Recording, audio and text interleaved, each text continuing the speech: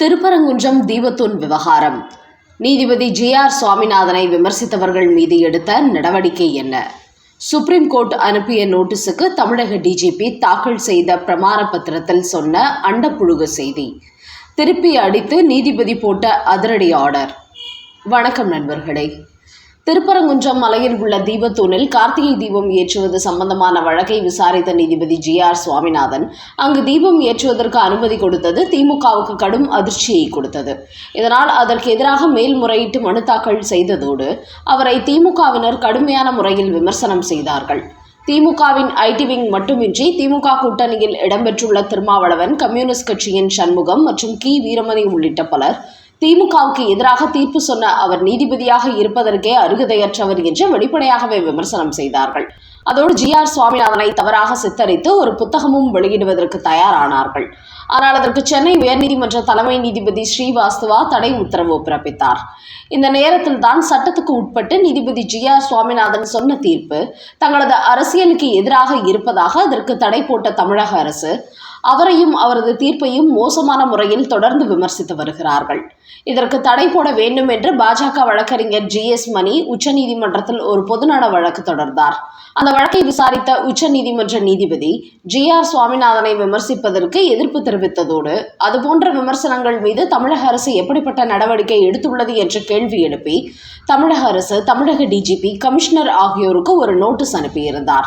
இப்படி supreme court notice அனுப்பியதை அடுத்து நேற்று தமிழக பொறுப்பு டிஜிபி நீதிபதி ஜி.ஆர். சுவாமிநாதன் குறித்து அவதூறு மீது எத்தகைய நடவடிக்கை எடுக்கப்பட்டது என்பது குறித்த தங்களது விளக்கத்தை நீதிமன்றத்தில் ஒரு பிரமாண பத்திரமாக தாக்கல் செய்துள்ளார். அதில் ஜி.ஆர். சுவாமிநாதன் குறித்து அவதூறு பரப்பியவர்கள் மீது கடந்த மாதம் 28ஆம் தேதி வழக்கு பதிவு செய்யப்பட்டிருப்பதாக தெரிவித்துள்ளார்கள்.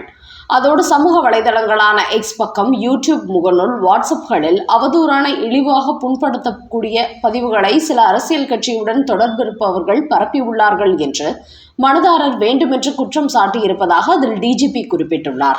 அதாவது திமுக-காரர்கள் அனைவரும் யோகிய சிகாமணிகள் போலவும் ஜி.ஆர். சுவாமிநாதன் குறித்து இதுவரை திமுகவினர் எந்தவித அவதூறும் பரப்பவில்லை என்பது போன்றும், ஆனால் அவர்களை வேண்டுமென்றே இந்த வழக்கறிஞர் குற்றம் சாட்டியிருப்பது போன்றும் ஒரு உண்மைக்கு புறமான விளக்கத்தை டிஜிபி கொடுத்துள்ளார். அதோடு இந்த குற்றச்சாட்டுக்கு தேவையான நடவடிக்கை எடுத்திருக்கிறோம். ஆட்சேபனை கருத்துக்களை தெரிவித்த சமூக ஊடகங்கள் மீது நடவடிக்கை எடுக்கப்பட்டு கணக்குகள் நீக்கப்பட்டுள்ளது. அதோடு சோசியல் மீடியாவில் அவதூறு பரப்பும் நபர்களை சைபர் கிரைம் கண்காணித்து வருகிறார்கள். குறிப்பாக அவதூறு பரப்பக்கூடிய புத்தகங்களும் சுவரொட்டிகளும் அறிக்கைகளும் வெளியிடக்கூடாது என்று அனைத்து மாவட்ட எஸ்பிகளுக்கும் உத்தரவு பிறப்பித்திருக்கிறோம். சோசியல் மீடியாவில் ஆள் மாறாட்டம் செய்து இதுபோன்ற செய்திகளை பரப்பும் கணக்குகளை முடக்குவதற்கும் உத்தரவு பிறப்பிக்கப்பட்டுள்ளது. அதோடு மறைமுகமாக சோசியல் மீடியாவில் நீதிபதி குறித்து அவதூறு பரப்பும் 14 URகளுக்கும் எக்ஸில் 16 URகளுக்கும் அடையாளம் காணப்பட்டு அந்த உள்ளடக்கத்தை நீக்குமாறு நோட்டீஸ் அனுப்பியிருக்கிறோம். இதில் 4 முகநூலில் உள்ள URகள் முடக்கி வைக்கப்பட்டுள்ளது. இதற்கு மேலும் இழிவான வாசகங்களை வெளியிடும் இணைய கணக்குகளை நீக்குவதற்கு நடவடிக்கை எடுக்கப்பட்டு வருகிறது. குறிப்பாக பொது அமைதியை பேண, சமூக நல்லிணக்கத்தை உறுதி செய்ய, நீதித்துறையின் கண்ணியம், சுதந்திரத்தை பாதுகாக்க போலீசாரால் அனைத்து சட்டப்பூர்வமான நடவடிக்கைகளும் எடுக்கப்பட்டு வருகிறது என்று அந்த பிரமாண பத்திரத்தில் தமிழக டிஜிபி தெரிவித்திருக்கிறார். ஆனால் ஜி.ஆர். சுவாமிநாதன் மீது விமர்சனம் என்பது கடந்த 2 மாதங்களுக்கு மேலாக நடைபெற்று கொண்டிருக்கும் நிலையில் உச்சநீதிமன்றம் நோட்டீஸ் அனுப்பிய பிறகு இதுகுறித்து வழக்கு பதிவு செய்திருப்பதாக தமிழக அரசு பிரமாண பத்திரம் செய்துள்ளார்கள். அது மட்டுமின்றி ஜி.ஆர். சுவாமிநாதன் குறித்து வெளிப்படையாக எத்தனையோ அரசியல் கட்சியினர் அவதூறு பரப்பினார்கள். திமுகவுக்கு எதிரான தீர்ப்பு சொல்லிவிட்டார் என்பதற்காக அவர் நீதிபதியாகவே இருக்கவே அருகதையற்றவர் என்று விமர்சித்தார்கள். ஆனால் அவர்கள் மீது எப்படிப்பட்ட நடவடிக்கை எடுக்கப்பட்டுள்ளது, அவர்கள் எந்த அடிப்படையில் அவரது தீர்ப்பை விமர்சனம் செய்தார்கள் என்பது குறித்து எந்த ஒரு தெளிவான விளக்கமும் கொடுக்காமல் பொத்தாம் பொதுவாக ஜி.ஆர். சுவாமிநாதனை விமர்சித்தவர்கள் மீது கடந்த 28ஆம் தேதி வழக்கு பதிவு செய்யப்பட்டுள்ளது என்று மட்டும் தமிழக டிஜிபி தெரிவித்துள்ளார். ஆனால் ஏற்கனவே இந்த பொதுநல மனுவை தாக்கல் செய்த பாஜக வழக்கறிஞர் ஜி.எஸ். மணி நீதிபதியை எந்தெந்த கட்சியினர் எப்படியெல்லாம் விமர்சித்து வருகிறார்கள் என்பதை தெள்ள தெளிவாக உச்சநீதிமன்றத்தில் ஆதாரங்களுடன் தெரிவித்திருக்கிறார். குறிப்பாக விசிக தலைவர் திருமாவளவன், கம்யூனிஸ்ட் கட்சியின் சண்முகம், வைகோ, திராவிட கட்சியின் கி. வீரமணி உள்ளிட்ட பலரது பெயரை குறிப்பிட்டு எந்தெந்த தேதியில் அவர்கள் ஜி.ஆர். சுவாமிநாதன் குறித்து எப்படிப்பட்ட வார்த்தைகளை பயன்படுத்தி விமர்சித்தார்கள் என்பதையும் புள்ளி விவரத்துடன் தெரியப்படுத்தியுள்ளாராம். ஆனால் தமிழக டிஜிபியோ திமுகவுக்கு சொம்பு தூக்கி வரும் இந்த அரசியல் கட்சி தலைவர்கள் ஊடகங்களுக்கு பேட்டி அளிக்கும் போது GR சுவாமிநாதனை பொதுவெளியில் விமர்சித்தது குறித்தோ அவர்கள் மீது வழக்கு பதிவு செய்திருப்பதாகவோ எந்த ஒரு நடவடிக்கையும் எடுத்தது போன்று குறிப்பிடாமல் திமுகவினரையும் திமுக கூட்டணி கட்சியினரையும் காப்பாற்றும் விதமாகவே இந்த பிரமாண பத்திரத்தை தாக்கல் செய்துள்ளார். இதன் காரணமாகவே அதிருப்தி அடைந்து உச்சநீதிமன்ற நீதிபதி நீதிமன்றம் அனுப்பிய நோட்டீஸுக்கு உரிய விளக்கமாக இது தெரியவில்லை. இதில் சம்பந்தப்பட்ட குற்றவாளிகள் யார் யார், அவர்கள் மீது சட்ட ரீதியாக எப்படிப்பட்ட நடவடிக்கை எடுக்கப்பட்டுள்ளது என்பதை இந்த பிரமாண பத்திரத்தில் சரிவர தெரிவிக்கவில்லை. ஏதோ கடமைக்காக இந்த விளக்கத்தை கொடுத்தது போலவே உள்ளது. அதனால் எங்களுக்கு இந்த விளக்கம் போதாது. GR சுவாமிநாதன் கடுமையான முறையில் மோசமான வார்த்தைகளால் விமர்சித்தவர்கள் குறித்த பட்டியல் எங்களுக்கே வந்திருக்கிறது. இது குறித்த பொதுநல மனுவில் அவர்கள் குறித்த தகவல் தெரிவிக்கப்பட்டிருக்கிறது.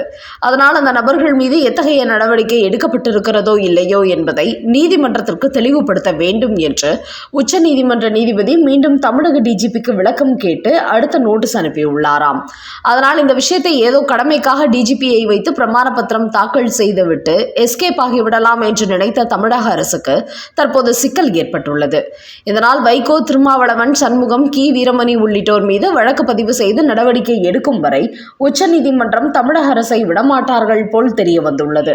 அந்த அளவுக்கு GR சுவாமிநாதன் மட்டுமின்றி இனிமேல் எந்த ஒரு நீதிபதியின் தீர்ப்புகளையும் இதுபோன்ற பொதுவெளியில் அரசியல் கட்சி தலைவர்கள் விமர்சிப்பதற்கு நிரந்தர தடை விதிக்க வேண்டும் என்று அந்த பொதுநல மனுவில் கோரிக்கை வைக்கப்பட்டுள்ளதாம்.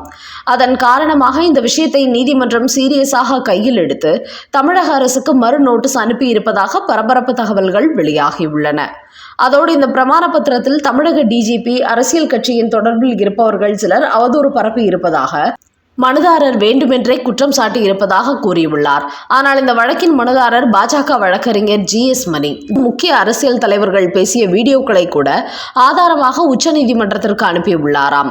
ஆனால் தமிழக டிஜிபி இது குறித்த எந்த ஒரு தகவலையும் அந்த பிரமாண பத்திரத்தில் குறிப்பிடாமல் சோசியல் மீடியாவில் மட்டுமே முகம் தெரியாதவர்கள் அவதூறு பரப்பியது போன்று பொய்யான ஒரு தகவலை கொடுத்திருக்கிறார்.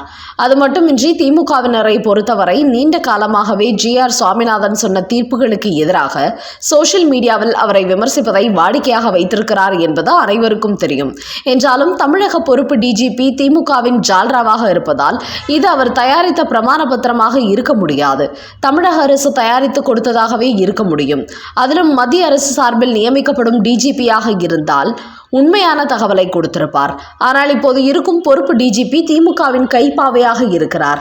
அதன் காரணமாகவே நீதிபதியின் தீர்ப்பை திமுகவினரோ திமுகவின் கூட்டணி கட்சி தலைவர்களோ யாருமே விமர்சனம் செய்யாதது போன்று ஒரு பிரமாண பத்திரத்தை தாக்கல் செய்து மொத்த உண்மைகளையும் மூடி மறைத்துள்ளார் என்பது தெரிய வந்திருக்கிறது.